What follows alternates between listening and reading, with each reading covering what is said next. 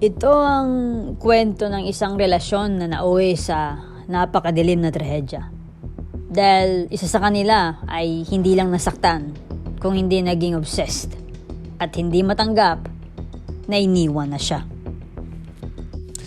Ang relasyon ni na Asahi Okazaki, 20 anyos, at Hideyuki Shirai, 27 anyos, ay paulit-ulit na cycle ng matinding abuso at pagbabalikan. Isang pattern na hindi agad nakita ng pulis hanggang sa lumala ng tuluyan. Hindi malinaw kung paano sila nagkakilala, pero by early 2024, sila na. Si Shirai walang stable na trabaho. Si Asahi naman, part-time worker sa Kawasaki.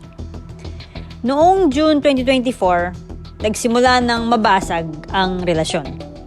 Nag-report si Asahi sa pulis dahil sa pisikal na pananakit matapos ang matinding away. By September 2024, mas lumala pa. Sinuntok siya ni Shirai at tinakot gamit ang kutsilyo. Hindi na kinaya ni Asahi at ipinaalam niya na ito sa kanyang pamilya. Si Tetsuya Okazaki, ang kanyang tatay, tinulungan siyang tumakas papuntang Nagoya. At hindi lang yon, hinarap pa ng tatay si Shirai kasama ang mga tao sa workplace nito. Pinakita ang mga line messages bilang ebidensya.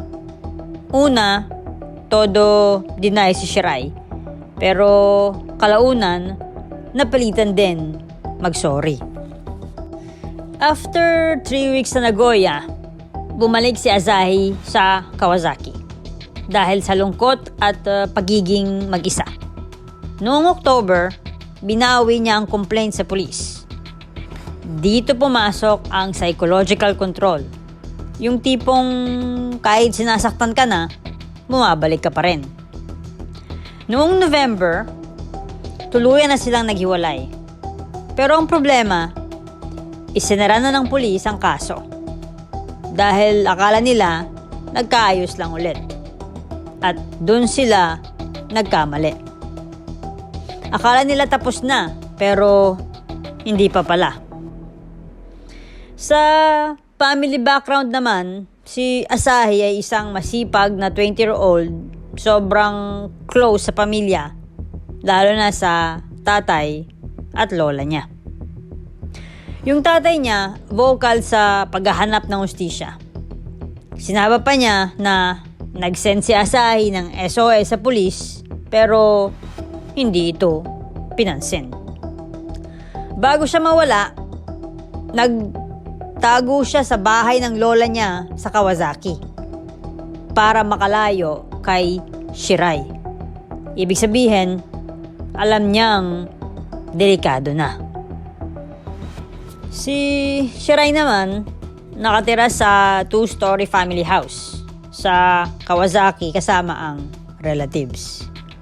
Walang stable na trabaho, pero sobrang possessive at obsessed. Kahit hiwalay na sila, nag-aabang siya sa workplace ni Asahi parate. Kumakatok at nanggugulo sa bahay nito. Paikot-ikot, parang may binabantayan. Hindi siya makamove on sa breakup nila. Noong November 20, nawala si Asahi mula sa bahay ng lola niya. May nakita silang basag sa bintana sa bahay. Pero una, dinismiss lang ito ng mga pulis. At ngayon, pinaniniwalaan na doon siya kinuha o pinatay. Si Shirai halos walang sinabi. Walang malinaw na confession kung may ginawa ba siya o ano o kung nakita man niya ba ang kanyang ex-girlfriend. Pero may isang chilling line siya. Sabi niya, baka ako nga ang nakapatay sa kanya. Natagpuan lang ang katawan ni Asahi noong April 30, 2025. 4 months matapos siyang mawala.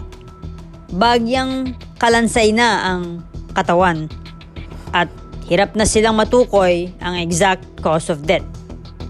Nakita din na ang katawan niya ay malubha at sinadyang sinunog. Ayon sa prosecutors, ginawa ito ni Shirai para burahin ang ebidensya. Pagkatapos, nilagay sa bag at itinago sa ilalim ng kitchen floor ng bahay niya, sa mismong lugar kung saan siya nakatira.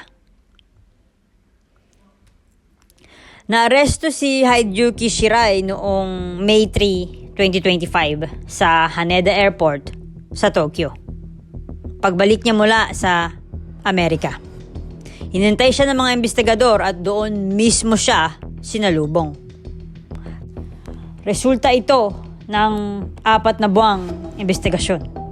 Pero may mga pagkukulang na hindi pinalagpas ng publiko. Dito na todo nagalit ang publiko. Kasi paulit-ulit na kinausap ng pulis si Shirai 7 beses from December to March. Pero hindi sinearch ang bahay niya at hindi siya pinigilan umalis ng Japan hanggang sa makatakas muna siya bago nahuli. Hanggang ngayon, nakakulong pa rin si Hideyuki Shirai sa Japan. Natapos siyang maaresto noong May 2025 sa Haneda Airport, formal na siyang kinasuhan ng murder at paglabag sa anti-stalking law at kasama na rin ang pagtapon ng bangkay. Nasa detention center siya habang tumatakbo ang kaso. Sa Japan, lalo na sa mga ganitong high-profile cases, pwedeng umabot ng higit 1 taon bago magkaroon ng final verdict. Dahil sa bigat ng krimen at kung gaano ito kaplanado, posibleng hatol ay life imprisonment o kahit death penalty. Lalo na dahil sinubukan niyang burahin ng ebidensya at tumakas pa siya papuntang Amerika. Habang hinihintay ang trial ni Shirai, hinusgahan na ng publiko ang pulis. At noong September 2025, humingi ng public apology ang Kanagawa Police at 43 officers ang naparusahan dahil hindi nila naprotektahan si Asahi. At kahit 9 beses pa siyang humingi ng tulong, wala silang ginawa. Halos walang sinabi si Shirai, kaya napipilitan ng prosecutors na umasa na lang sa GPS data, mga witness, at ang pinakamabigat ay yung katawan na tagpuan niya sa bahay. Hindi lang ito isang kaso. Naging wake-up call ito sa Japan para baguhin ang stalker regulation law. At hanggang ngayon, tumataas pa rin ang reports ng stalking cases.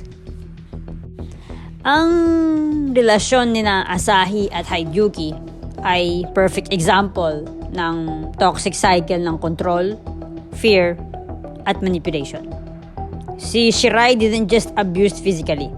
Ginamit niya ang takot at isolation para manipulahin si Asahi at pabalikin sa kanya kahit alam niyang delikado.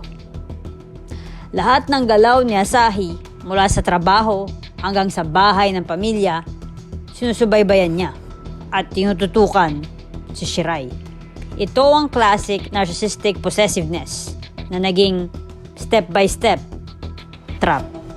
Sa madaling salita, si Asahi ay nabiktima ng emotional, physical, at systematic abuse. Ang lahat ng nangyari ay hindi lang krimen, kundi psychological warfare. Kaya mga besties, tandaan nyo to parate. Ganito ang realidad. Hindi lahat ng nakikita mo sa surface, siya ang buong kwento. May mga taong nagtatago sa ngiti habang naglalagay ng kadiliman sa buhay ng ibang tao. May mga system na tinataboy ang biktima at pinapalakas ang predator. At may mga tao na kahit matapos ang lahat, nakakalipad sa ibang bansa habang may pinatay na. Kaya sa bawat kwento ng pagpatay, stalking at abuse, huwag kang maniwala sa simpleng away lang ito. Ito ay malalim, madilim, at punong-puno ng aral. Huwag mong i-ignore ang mga red flags. Huwag kang maniwala sa excuse ng abuser. At laging ipaglaban ang iyong safety bago ang kahit ano.